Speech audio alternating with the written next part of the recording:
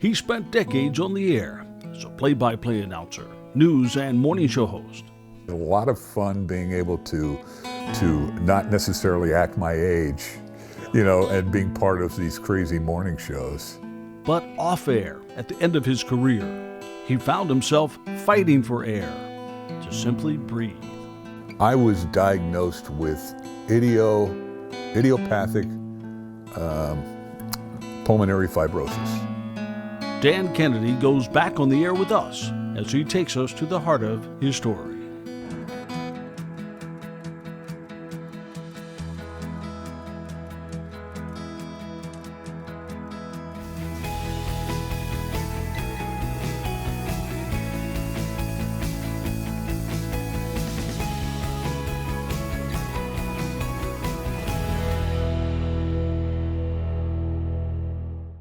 Dan Kennedy, and I was a radio broadcaster for right around 40 years or so.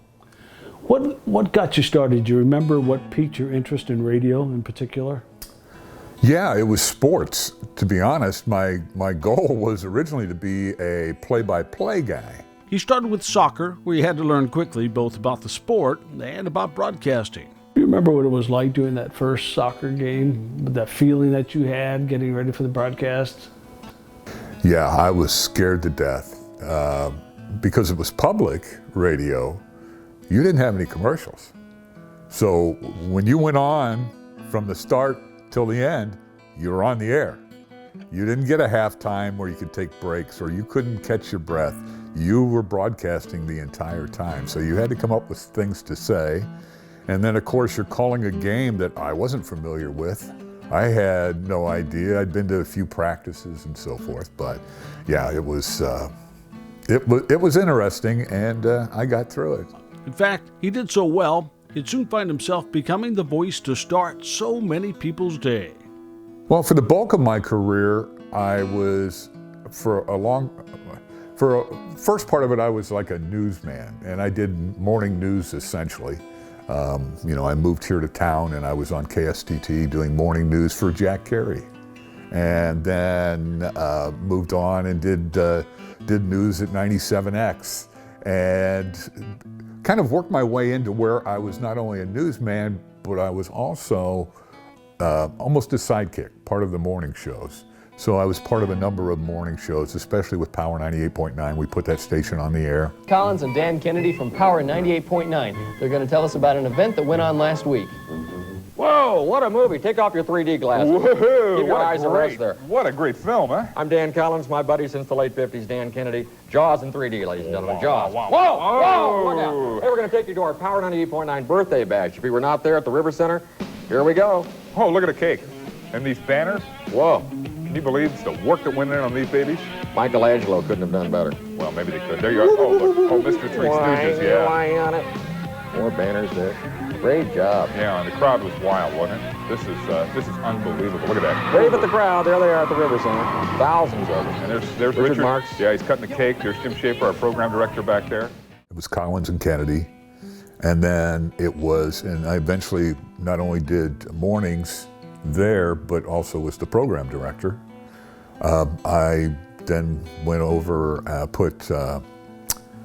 WOC and did news there, and then left and came back as the program director and part of morning shows there. Worked with Jim Albrecht, worked with Dan Divert. So yeah, I just have had a very good career, had a lot of fun being able to not necessarily act my age, and being part of these crazy morning shows. But of course, along with all the fun, there were many serious moments where so many relied on him and his reporting. 9/11 was one of them, and there would be so many more. And it's in those moments when you realize the responsibility, right, that you have to the people that count on you and listen to you.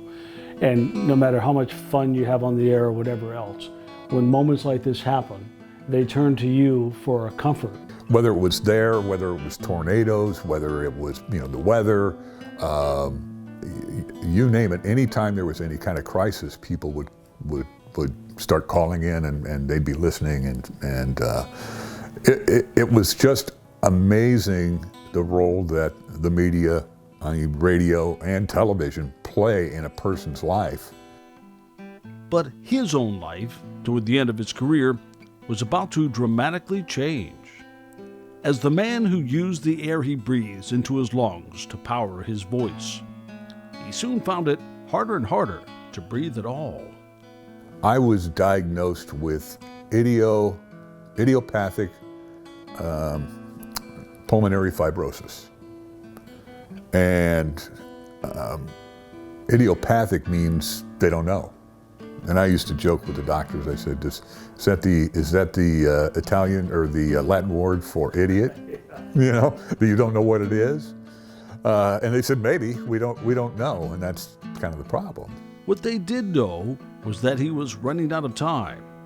Oxygen tanks were helping, but soon they would not be enough. My daughter, my oldest daughter, who is a doctor, she's in her first year of residency down in Vanderbilt now, but she was wrapping up at the University of Iowa, said, Dad, why don't you look at a lung transplant? And I go, boy, I don't know if I want to try to go down that road, and everything involved in it, and the strain it puts on your family.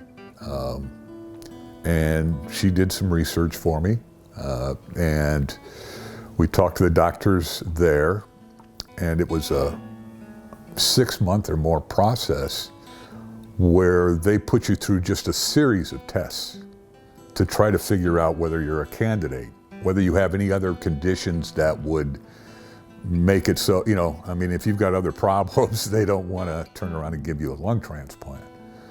So I went through the entire process with all the testing and everything else, and one of the things they look for is, what is your support group like? How many people do you have that will come to your aid and help you through all this? And of course I had my 2 daughters and my wife. He got on the list. Now it was a waiting game, wondering if a donor family would come forward and be a match before his lungs could no longer support his life. Call it a miracle. 16 days later, I got a call. Said, come in. So we headed over to Iowa City, got stuck in a traffic jam. There was an accident on I-80, but they said, nope, don't worry about it. You still got plenty of time to get here before we would do anything. Things moved quickly from there. A room full of medical staff waiting word on final testing. And I remember waiting and laying there, and they get a call, and the doctor said, it's a go. What happened to you? What were you feeling at that time? Do you remember that feeling? It's just like, well, there's no turning back now. soon, with his family beside him every step of the way, he was testing those lungs, filling them with air, with life, his life. And his voice, such a big part of that life, was coming back.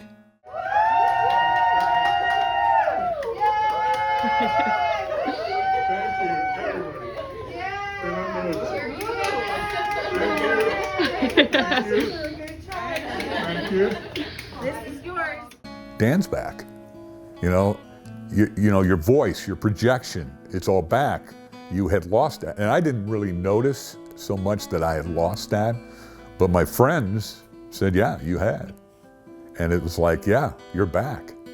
And for the man who spent a career finding the right words to do his job on the spur of the moment, it would be more of a challenge than you may think to find the right words to say to the donor family if he ever gets that chance. You know, I would just say thank you for an unbelievable gift that I don't think most people will ever know what that's like. To make that kind of donation involving a loved one. It's amazing what it has done for me. It hopefully will allow me. I was a late father, so hopefully I'll be able to see my grandkids and experience that.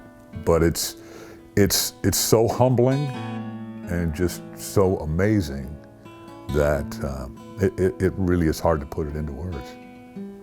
You just did. To hear more of Dan's journey, both in broadcasting and in his health battle, listen to the full interview on our podcast now. This is The Heart of the Story with Gary Mativier. Please subscribe, share with a friend. And thanks to Petersen Plumbing and Heating, Morrison Community Hospital, and QCA Pools and Spas for supporting inspiring stories like this.